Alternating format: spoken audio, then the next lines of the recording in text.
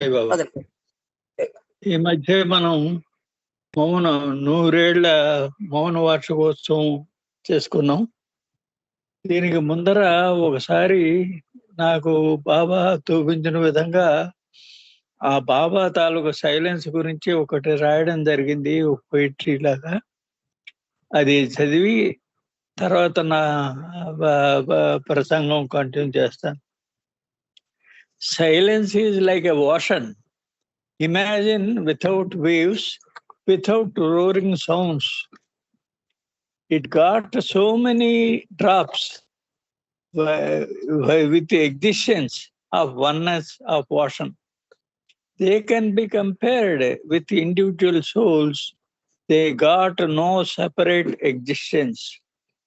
The sea itself here, treasure of priceless perils. Diving at getting perils is like striving for God. One who dives forget his aim of getting peril of beauty. This is illusion one cannot endure. This is an game that Maya plays. The drops gets from ocean to air, thinks it gets separate from ocean, knowing it comes from ocean, and that ocean is God. దీని తెలుగు అనువాదం: అనంత నిశ్శబ్దం సముద్రం వంటిది. అలలు ఊరు లేని సముద్రం ఊహించు. సముద్రం అంటే అనేక బిందువుల సమాహారం. ఒకే ఒక అస్తిత్వం కలిగి ఉన్నది సముద్రం. బిందువులను ఆత్మలుగా అనుకుంటే అద్వైత స్థితి. బిందువులు ఆత్మలుగా అనుకుంటే అద్వైత స్థితి. సముద్రం అమూల్య సంపద కలిగి ఉన్నది. విలువ కట్టలేని ముత్యాలు. సముద్రంలోకి వెళ్ళి ముత్యం సంపాదించడం భగవంతుని అన్వేషించడం వంటిది. ఎవరైతే సముద్రంలో నీ అందాన్ని చూస్తూ ఉన్నను ఉనికి మర్చిపోతారు మాయ చేత. ఇది మాయ నడిపించే ఆట, దాన్ని గ్రహించలేరు. సముద్రం నుండి విడివడిన బిందువు నేను మీరు వేరు అనుకుంటుంది. సముద్రం నుంచి వచ్చాక అది నేనేనని. కానీ నేను సముద్రం నుండి వచ్చానని ఎరుగుతో తెలుసుకోవడమే భగవంతుడు అవ్వడం. ఇక బాబా 1958 సంవత్సరంలో అనేక రకమైన మనకి ఆణిముత్యాలు ప్రసాదించారు బాబా. ఆ సందేశాల్లో అవి మరొకరి పునశ్చరణ చేసుకుందాం.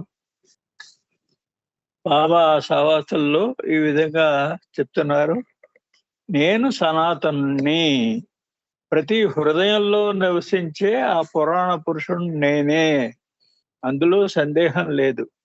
ఇప్పుడే మనం చెప్పుకున్నాం, బాబా సముద్రం అయితే ఆ పెద్ద అంతులేని ఆ పెద్ద మహాసముద్రంలో బిందువులం మనం. అందువల్ల మీరు ఇతరులను ప్రేమించినట్లయితే, వారికి సంతోషాన్ని కలిగించేసినట్లయితే, మీకు ఇబ్బంది కలిగినప్పటికీ మీరు వారికి సేవ చేసినట్లే.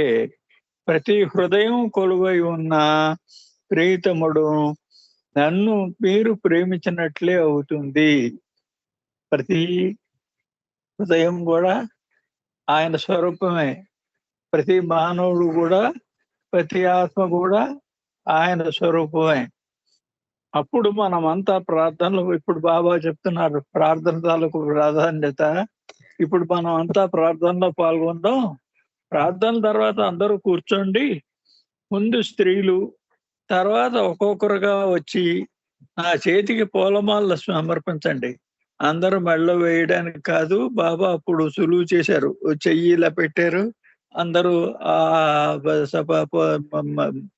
పూలహారాలు ఆ చేతికి తగిలించేవారు. తర్వాత నా ఆలింగనాన్ని స్వీకరించి దర్శనం చేసుకుని పెడతారు. తర్వాత పురుషుల వంతు. ప్రార్థన చెప్తుండగా మళ్ళీ బాబా చెప్పారు, అందరూ విడివిడిగా మళ్ళీ గొంతెత్తకండి, సైలెంట్ గా అందరూ కూడా ఆ ప్రార్థన చేద్దామని ఒకళ్ళు చెప్తుంటే అందరినీ వినమన్నారు బాబా.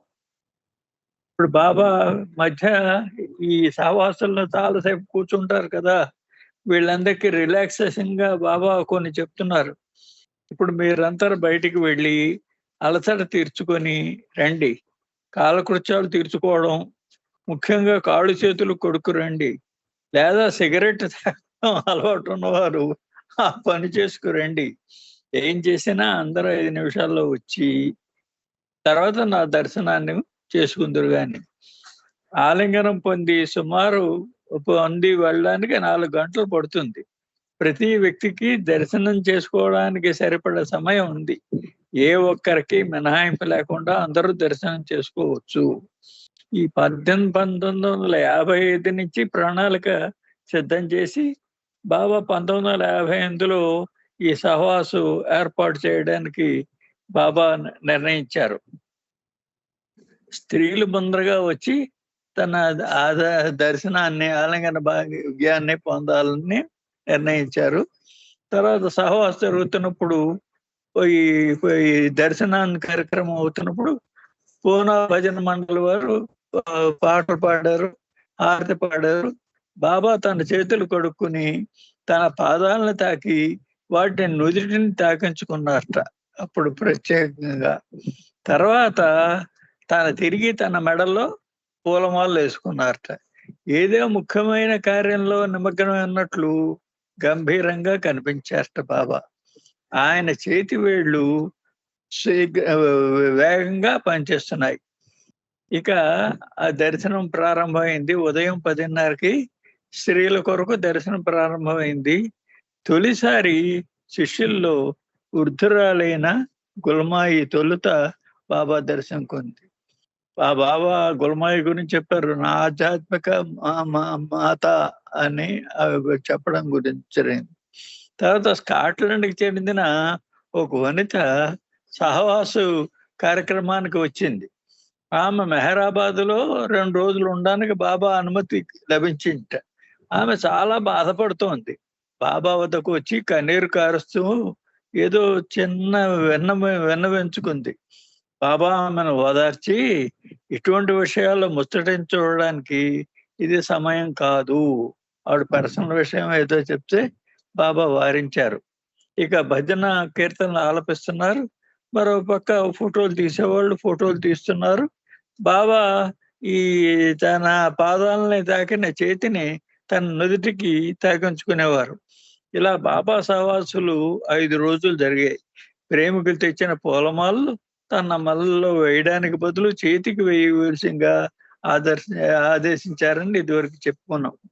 బాబా ఆలింగన సమయంలో కొంతమంది బాబా చెక్కిళ్ళను ముద్దు పెట్టుకున్నారు. బాబా తమాషాగా, ఈ ముద్దలు కౌగిలింతలు రేపు నా చెక్కిళ్ళు వాచిపోతాయి, అయినప్పటికీ నాకు సంతోషంగా ఉంది. నిజంగా ప్రేమను ఇచ్చిపుచ్చుకోవడం అంటే ఇది అని చెప్పడం జరిగింది. బాబా ఇంకా అంటున్నారు, నా దర్శనము ఆలింగనం పొందిన వాళ్ళందరూ ఒక్కొక్కరే వెళ్ళి భోంచేసి రండి. చివరి వ్యక్తి కూడా దర్శనం చేసుకునే వరకు నేను ఇక్కడే ఉంటాను. ఆ దర్శనం వేస్తున్నప్పుడు బాబా ఒక్కొక్కరిని పరిచయం చేస్తున్నారు. దర్శనంకి వచ్చిన వాళ్ళందరినీ బాబా కొంతమందిని చెప్తున్నారు. 1920 నుంచి బాబాను ప్రేమిస్తున్న వారు ఉన్నారు. వారితో బాబా ఉల్లాసంగా సరదాగా ఉన్నారు. బాబా ఎవరిని తొందర పెట్టలేదు. హృదయం పరిపూర్ణంగా పరిశుద్ధమైనప్పుడు భగవదానుభవం కలుగుతుంది. భగవంతుడు అన్నిటినీ క్షమిస్తాడు, కానీ కపటాన్ని క్షమించడు. ఆయన అన్నాడు, కపటాన్ని క్షమించడు. ఆయన అద్భుతమైన పనులు చేస్తున్నారు అని చెప్పడం జరిగింది. తర్వాత ఈ బాబా చెప్తున్నారు, హఫీజ్ కవితల్ని వినిపించాక దాని అర్థం గురించి బాబా గుజరాతీ భాషలో తర్జుమా చేసి వినిపించారు. తర్వాత ఆ కవిత ఇలా ఉందట, నీ సహజ ప్రవృత్తిని దాటి బయటకు అడుగు పెడితే తప్ప సజ్జ మార్గంలోకి ఎలాగా ప్రవేశించగలవు? బాబా ఇలా వివరించారట. ఈ మార్గం చెప్పనలవి కాని ఇక్కట్లతోనూ, భరించలేని బాధలతోనూ, కష్టాలతోనూ నిండి ఉంటుంది. యోగులు, సాధువులు కూడా నా నిజస్థితి యొక్క లోతులను కనుగొనలేరు. హఫీజు మన సహజ స్వభావం యొక్క పరిధిని దాటి రమ్మంటున్నాడు. కానీ ఆ సహజ ప్రవృత్తి అంటే ఏమిటి? ఇప్పుడు నేను పరిణామ క్రమంలో జరిగే రూప పరిణామం, చైతన్య పరిణామం గురించి మళ్ళీ చెప్పబోవటం లేదు. ఆ విషయాలన్నీ ఇదివరకే చెప్పబడి ఉన్నాయి. ఇక ఏమిటంటే, ఒక మానవుడు బిడ్డగా పుట్టినప్పటి నుంచి మొదలెడదాం. జన్మం అన్నది మానవుడు పురుషుగాను, స్త్రీగాను గత జన్మలు చేసిన కర్మఫలం వల్ల జరుగుతుంది. బిడ్డ పుట్టగానే గత జన్మలు పోగు చేసుకున్న సంస్కారాలు అనుభవించడం మొదలు పెడుతుంది. అయితే ఆ బిడ్డ స్వభావం ఎలా ఉంటుంది? ఆ బిడ్డ స్వభావము గతంలో పోగు చేసుకున్న సంస్కారాలు అనుగుణంగా ఉంటుంది. బిడ్డ చేసే చేతలు, భావాలు, ఆలోచనలు గత జన్మల్లో చేసుకున్న సంస్కారాలకి అనుగుణంగా ఉండి తీరవలసిందే. ఆ బిడ్డ తప్పనిసరిగా అనుభవించి తీరాల్సిందే. ఈ కఠినమైన కర్మఫల సిద్ధాంతంతో పాటు ఆ బిడ్డ గత జన్మల్లో పోగు చేసుకున్న సంస్కారాలకు అనుగుణంగా ప్రవర్తించడానికి, అనుభూతి పొందడానికి, ఆలోచించడానికి పుట్టినప్పుడు పర్యావరణ పరిస్థితులు సహాయపడతాయి. తల్లి గర్భం నుండి బయటికి భూతలపు వెలుగు చూసిన మరుక్షణం బిడ్డ దినదినము ప్రవర్ధమానమై పెరుగునారంభిస్తుంది. పుట్టిన వెంటనే ఆ బిడ్డ తప్పక ఏడ్చి తీరాలి.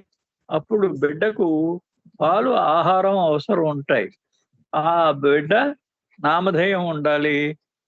స్వభావం, వ్యక్తిత్వం, ఆపేక్షలు విధి నిర్ణయానుసారం వ్యక్తీకరించబడుతుంది. బిడ్డకు వాటి గురించి ఆలోచన ఉండదు. తాను ఎక్కడి నుంచి వచ్చాడు అని.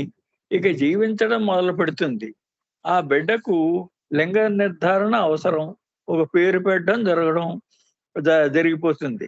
బిడ్డ ఏడుస్తుంది, తింటుంది, తాగుతుంది. తర్వాత స్కూల్కి వెళ్ళి చదువుకుంటుంది. జీవితంలో సంతోషం, దుఃఖం అనుభవిస్తుంది. ఇదంతా బిడ్డ స్వభావం కారణంగానే జరుగుతుంది. బాహ్య ప్రకృతి యొక్క ప్రభావం వల్ల మాత్రం కాదు. బిడ్డ స్వభావం గురించి హఫీజు ప్రస్తావించాడు. ఇదే కర్మశాసనం అంటే. నీ చేతనే సృష్టింపబడి పెంచి పోషించబడుతుంది. నిన్ను స్త్రీగాను, పురుషుడుగాను, శరీరధారిగాను, రోగిగాను, ఆరోగ్యవంతునిగాను, అందగానిగాను, వికారమైన వానిగాను ఆలోచింపజేస్తుంది. అంతేకాని నీకు ఆకలి వేస్తున్నట్టు, బలమైన వానిగా, అస్వస్థ ఉన్నట్టు ఆలోచనలు కలుగజేస్తుంది. ఇప్పుడు ఆధ్యాత్మిక మార్గంలో ఉన్న కష్టాల గురించి పరిశీలిద్దాం అంటున్నారు బాబా. ఆధ్యాత్మిక మార్గంలో ఉన్నవి ఏమిటి ఉంటాయంటే, నా అసలైన ఆది మూల స్థితి యొక్క లోతులను కనుగొనడం ఎప్పుడు అసాధ్యమే. ఎందుకంటే దాని కారణాలు మీరు ఇప్పుడు వివరిస్తాను. అవి చెప్పింది ఏమిటి? నీ సహజ స్వభావం యొక్క పరిధిని దాటి బయటికి రమ్మని కదా. అంటే నీ స్వభావాన్ని విరుద్ధంగా వెళ్ళమని, నీ స్వభావం నీకు ఆకలిగా ఉందని, ఆహారం తినాలని నేను ఆలోచనలా చేస్తుంది. ఆకలిగా ఉన్నప్పుడు ఆహారం కావాలంటావు, తింటావు. కానీ హఫీజ్ నిన్ను తినవద్దంటున్నాడు. అది నీ స్వభావానికి విరుద్ధంగా వెళ్ళడం అంటే, అదే నీ స్వభావం నుంచి బయటకు అడుగుపడ్డం అంటే. నీకు ఆకలిగా లేదని నీ స్వభావం చెప్తే, హఫీజ్ చెప్పిన దానికి విరుద్ధంగా వెళ్ళాలి. నువ్వు తినాలి, ఇంకా తినాలి. నిద్రిస్తున్నట్టు అనిపించినప్పుడు హఫీజ్ చెప్పిన ప్రకారం నీవు నిద్రించకూడదు. హఫీజు కవిత ద్వారా మనకు అర్థమైన విషయం ఇదే. నిజంగా దాని అర్థం అదేనా? కాదు అంటున్నారు బాబా. హఫీజ్ చెప్పిన ప్రకారం చేయడం అంటే, నీకు ఏదైనా చూడాలనిపించినప్పుడు నువ్వు చూడకూడదు.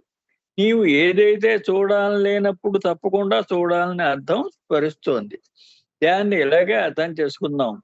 స్వభావానికి విరుద్ధంగా వెళ్ళడం అనేది అనేక ఉదాహరణలు చెప్పుకోవచ్చు. ఉదాహరణకి బాబా ఏం చెప్తున్నారు? ఒక ఎత్తైన కొండ మీద పరిగెడుతున్నప్పుడు సాధారణంగా ఊపిరి తీసుకోవడం కష్టం అవుతుంది. అప్పుడు నీవు చాలా ఆయాసపడతావు. ఆ సమయంలో హఫీజు ఉద్దేశంలో నీవు ఆయాసపడకూడదు. మామూలు శ్వాస తీసుకోవాలి. అదే విధంగా మామూలుగా ఉన్నప్పుడు ఆయాసపడాలి. శ్వాస కష్టంగా తీసుకోవాలి అంటే నీ స్వభావాలు హద్దులు దాటి బయటకు అడుగు పెట్టడం అసాధ్యం అన్నమాట. అందుకే నీ నిజతత్వాన్ని తెలుసుకోవడం నిజంగా అసాధ్యం. నిజమే కదా! మరేం చేయాలి? బాబా ఈ సమయంలో బాబా ఏం చెప్పారంటే, ఒక గుజరాతీ ఈ గీతానికి అనువాదం. "ఓ పిచ్చివాడా! భగవదనుభవం పొందాలనే పిచ్చే నీకుంటే, ఓ సద్గురు పాదాల చెంత ధూళిగా మారిపో." బాబా అందుకే చెప్తారు, బికమ్ డస్ట్. డస్ట్ అంటే ధూళి. ఆ ధూళి కింద మారిపోవాలి అంటారు. మళ్ళీ మనం వెనక్కే వస్తున్నాం.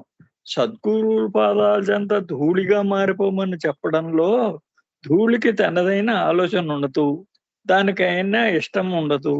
దాన్ని కాలితో తొక్కినా, నుదిటికి రాసుకున్నా, గాలిలో తేలినా అన్నీ ఒకటే. ధూళి వలె మారడం అన్నది సంపూర్ణ విధేయతకు గొప్ప ఉదాహరణ. దానికి మించిన నిజమైన దృష్టాంతం మరొకటి లేదు. ఈ విషయంలో బాబా చెప్పిన ఓ సందేశం మనం తెలుసుకుందాం బాబా. Out of millions in the universe, one can love to me as I ought to be loved. Out of millions who love me, one can obedient to me. Out of millions who obedient to me, one can surrender to me.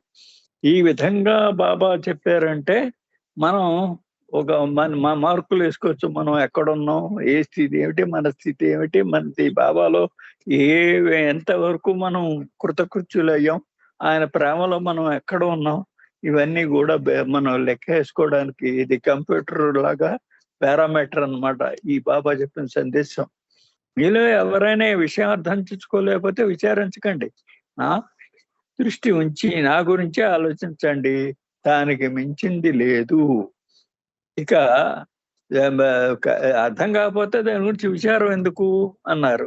ఇంకా బాబా ఒక ప్రశ్నతో చెప్తున్నారు, విధేయత అనే మాట మనం ఎలా అర్థం చేసుకోవాలి?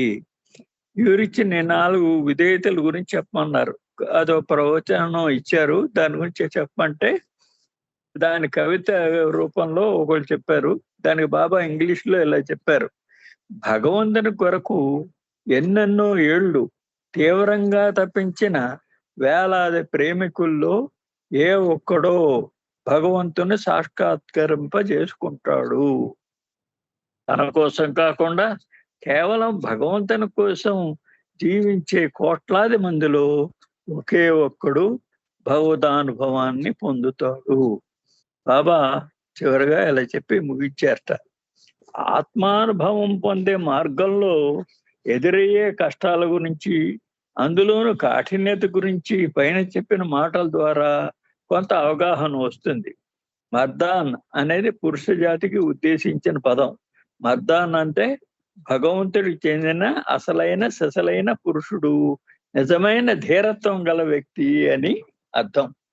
అలా సంవత్సరాల తరబడి భగవంతుడి కోసం తీవ్రంగా తప్పించిన కోట్లాది మందిలో ఒకే ఒక్కడు బాబా భగవద్ధామాన్ని పొందుతారు. బాబా ఇలా చెప్తున్నారు. ఇక జన్మదినోత్సవం గురించి చెప్తూ, నా వరకు నాకు జన్మదినం లేదు, ప్రత్యేకంగా జరుపుకోవాల్సిన ముఖ్యమైనది కాదు. మీకు అది ప్రత్యేక సందర్భం కావచ్చు. నాకు మాత్రం ప్రతిరోజు జన్మదినమే. అందులో ప్రేమికులు లేచి అన్నట్ట, బాబా మీ పాద పూజ చేసేందుకు మేము 12 మంది పురుషులం, 12 మంది స్త్రీలు ఎంపిక చేసుకోలేని పరిస్థితి ఉంటే ఇక్కడ ఉండడానికి తగిన వారం కాదు కదా అన్నట్ట. అందరి నవ్వుల మధ్య బాబా దానికి సెలక్షన్ కమిటీ నాయకుడిగా బాధ్యత అప్పగించారట. ఇప్పుడు ప్రతిసారి జరిగే విషయంలో బాబా మేము చేస్తాం, మేము అని ఎవరు ప్రాధాన్యత వహిస్తే వాళ్ళు మేము అని అంటారు. దానికి బాబా ఎవరైతే ఇలాగ తాబాది ఇచ్చేస్తున్నారో వాళ్ళనే ప్రెసిడెంట్ గా సెలెక్ట్ చేయమన్నారట బాబా. ఇక సహవాసంలో వెళ్ళి ఇంకా కొంత గురి పెడుతున్నారట కొందరు. అది సింహాల గుహలా అనిపించుస్తుంటారు. కొంతమంది. బాబా అతను నువ్వు వెళ్ళి అందరినీ లేపు. త్వరగా లేపి ఈ తీసుకురా. బాబా ఈ ప్రపంచాన్ని కొనసాగిస్తూ ఇలా చెప్పారట. సహవాస కార్యక్రమంగా హాజరయ్యే వాళ్ళందరూ కూడా విధేయతల్లోని ఏ రకానికి చెందదు. కొంతమంది ప్రేమికుడు అది వేరే కోవకు చెందింది. విధేయతల గురించి బాబా రకరకాలుగా చెప్పారట. సహవాస కార్యక్రమాన్ని విడుదల చేసిన ప్రకటనలో ఎవరు విడిగా ఇంటర్వ్యూలు కోరకూడదని, కొంతమంది దూరాల నుంచి వచ్చారని, వాళ్ళకి అమితంగా 15 సంవత్సరాలైంది వాళ్ళు వస్తున్నారు, వాళ్ళకి ఇచ్చిన అవకాశం వాళ్ళు వినియోగించుకుంటున్నారు. ఇలా అందరికీ చేయాలని లేదు. వాళ్ళ దేన్ని బట్టి వాళ్ళు దర్శనం చేసుకుంటారు. కొంతమంది బాబా సన్నిహితులు కాబట్టి బాబా వాళ్ళని పలకరిస్తారు. తర్వాత బాబా ఏమంటున్నారంటే, ఈ నేను ఫలానా నిజమైన ఈ బాబా ఈ విధంగా చెప్తున్నారు. మధ్యలో ఒక వ్యక్తి లేచి నిజమైన నేను, అసత్యమైన నేను సందేహాన్ని గురించి వెళ్ళబుచ్చాట. నేను అంటే భౌతిక శరీరమేనా అంటే, బాబా ఈ ప్రశ్న అసత్యమైన నేను ఫలానా, నేను ఆకలిగా ఉన్నాను, నాకు నిద్ర లేదు, నా కుటుంబం ఉంది, నేను నా ధర్మాన్ని సంపదను పోగొట్టుకున్నాను అనే అసత్యమైన నేను. అందుకే బాబా అంటారు, ఈ అబద్ధమైన నేను వదిల్చి నిజమైన నేను గ్రహించడమే మోక్షం అని చెప్తారు బాబా. ఈ విధంగా బాబా క్లోజ్ చేస్తున్నారు. ప్రేమను భక్తిగా చెప్పడానికి వీల్లేదు. భక్తి పరాకాష్ఠ చేరినప్పుడు ప్రేమ అవుతుంది. ప్రేమ అన్నిటికన్నా ఉన్నతమైంది. దాన్ని మనం భక్తి యొక్క ఉన్నత స్థాయిగా చెప్పుకోవచ్చు. భక్తికి ప్రేమకి చాలా తేడా ఉంది. ఉదాహరణకు ఒక భక్తుడు బాబా ఉన్నారనుకుందాం. భక్తుడు బాబాను పూజిస్తాడు, భక్తిని ప్రదర్శిస్తాడు. భక్తి వృద్ధి చెందిన ఈ పరాకాష్ఠకి వెళ్ళినప్పుడు భక్తుడు దగ్ధమైపోతాడు. భగవంతుడికి మధ్య తేడా ఏమీ లేదని తెలుసుకుంటాడు. ఈ విధంగా భక్తిని పరాకాష్ఠకు చేరనివ్వాలి. అప్పుడు మీకు బాబాకు మధ్య అడ్డతేర ఏమి ఉండదు. అలాగే మీరంతా అటువంటి ప్రేమ స్థాయిలో ఉన్నారని భావించకండి అని ఆశయంగా ముగించారట. ఈ విధంగా బాబా మనకి ఇచ్చిన అవకాశాన్ని మనం సద్వినియోగం చేసుకుంటూ, బాబా చెప్పిన సందేశాలని పదే మనం తెలుసుకుంటూ, బాబాని ఇంకా ఎంత బాగా ప్రేమించగలము అన్న ఒక ఆలోచనతో మనం జీవించి మన జన్మని, ఈ మానవ జన్మని సుకృతం చేసుకునే అవకాశం బాబా మనం కోరుకుంటూ, అందరికీ జై బాబా. నాకు అవకాశం కలిగించిన బాబా గారికి అందరికీ కూడా జై బాబాలు తెలుపుతూ సెలవు తీసుకుంటున్నా. జై బాబా. జై బాబా అంకుల్, జై బాబా.